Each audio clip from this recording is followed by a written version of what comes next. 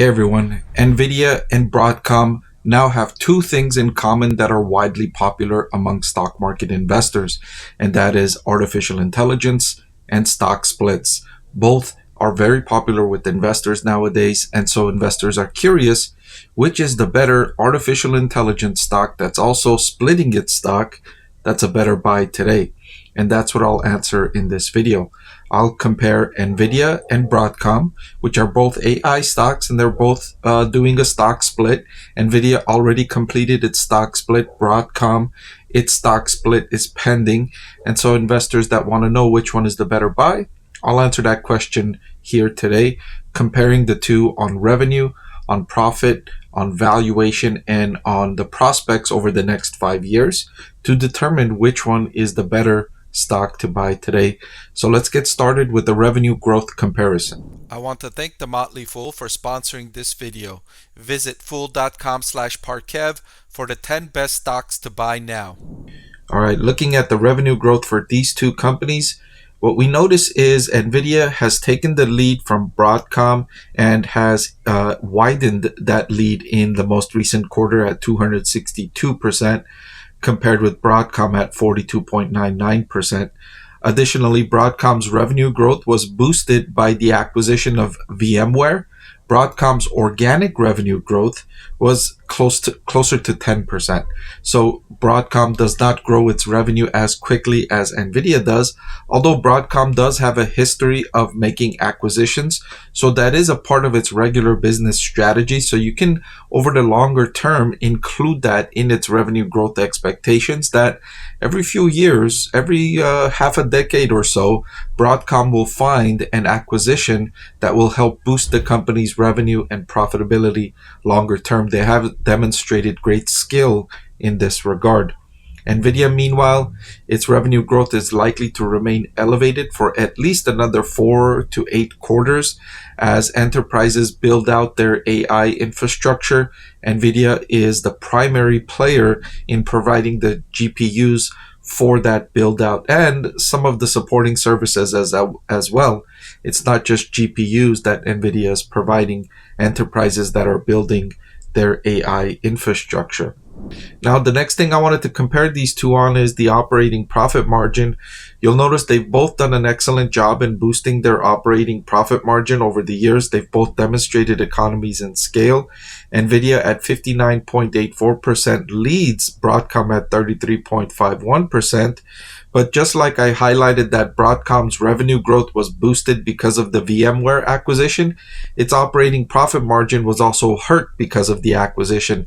In the initial moments following an acquisition, companies' profit margins usually decrease as they need to digest the company, digest the rising costs of the acquisition, due diligence, consulting, etc.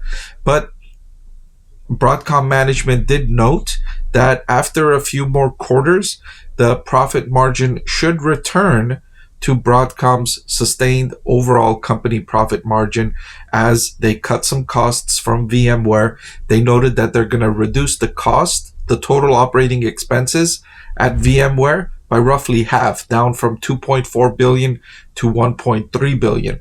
Because there's a lot of redundancies when you make an acquisition, right? You don't need 2 marketing teams. You don't need 2 finance departments. You don't need 2 boards of directors, etc. So you can reduce costs by eliminating some of those redundant roles, and that can help boost profitability, which is what Broadcom is expecting over the next few quarters. Now, looking ahead on profitability, the analysts on Wall Street that are following Broadcom stock expect its earnings per share to increase by 17.7% over the next 5 years. That would be faster than the expected earnings growth of the S&P 500 at 11.3%. Meanwhile, the analysts on Wall Street that are following Nvidia stock expect it to grow its earnings per share by a whopping 43% per year over the next 5 years. So Nvidia's earnings per share growth expectations more than double that of Broadcom's, and that's understandable given that Nvidia is participating in a rapidly expanding part of the AI market, whereas Broadcom is benefiting from the AI market, but not as directly as Nvidia is. Now, I also wanted to compare their cash flow from operations to sales, and you'll notice that they're relatively close here. Nvidia at 50.8% compared with Broadcom at 44.45%, and they've both demonstrated increasing cash flow from operations to sales. As I highlighted, Broadcom, along with Nvidia, is one of the most profitable businesses in the world. You can see over the last decade, Broadcom has had a lead against Nvidia in terms of cash flow from operations to sales. And it wouldn't surprise me if over the next, let's say, 8 quarters, Broadcom takes that lead back as Broadcom digests this acquisition of VMware and as Nvidia's initial surging growth slows down a little bit. I'm not expecting Nvidia to slow down significantly, but I am expecting Nvidia to slow down a little bit. But I'm expecting Broadcom to accelerate. And so those two forces, I think, could lead to Broadcom taking this lead back in terms of cash flow from operations to sales. And finally, I wanted to compare these two on valuation. I wanted to measure using the forward price to earnings ratio. And looking at this metric, Nvidia is more expensive at a forward price to earnings of 37.97 compared to Broadcom at a forward price to earnings of 28.96. Now, one thing we didn't talk about yet is the fact that Nvidia already completed the stock split, whereas Broadcom's stock split has not yet happened. Is that something that goes into this valuation? Does that change the way I perceive Broadcom versus Nvidia? And the answer is no. I typically underestimate, or I typically don't think too much of stock split and the impacts of a stock split. I've talked extensively in other videos about how a stock split doesn't change the profitability or the cash flow or the revenue of a business. It just makes the shares lower priced and more accessible to more investors. But that doesn't make the company more profitable. It doesn't make the company more cash flow positive. And so those are the areas I tend to focus on more. And because a price is cheaper, doesn't make the stock more attractive to me or not, right? What makes the stock more attractive to me is the valuation, is what I'm getting in return for the price that I'm paying. And the valuation doesn't change with the stock split.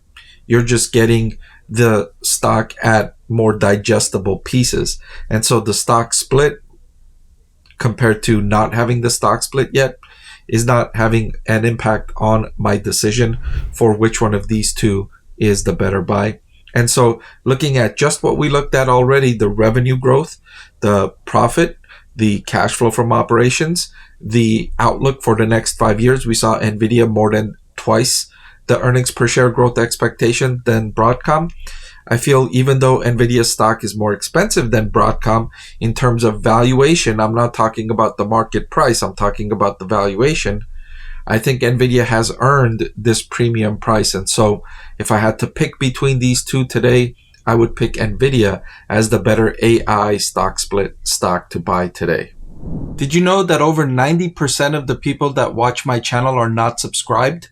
It'll really help support my channel if you hit that subscribe button. And oh, by the way, one of the benefits of being subscribed is that I take requests from subscribers more often than I do from non-subscribers. So if you prefer that benefit, please subscribe to the channel.